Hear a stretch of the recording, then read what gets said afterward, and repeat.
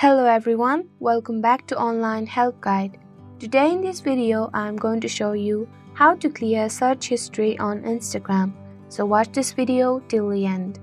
Instagram saves searches in search so you can quickly find your favorite accounts and hashtags. If you don't want Instagram to customize your following suggestions, you can clear your Instagram history.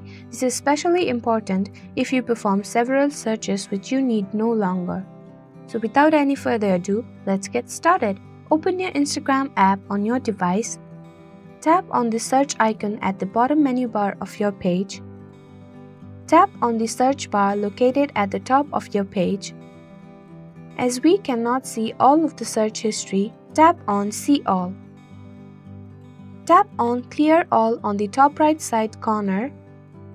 Confirm it by tapping Clear All. There you go, the simple steps will show you how to clear search history on Instagram. Thank you for watching Online Help Guide.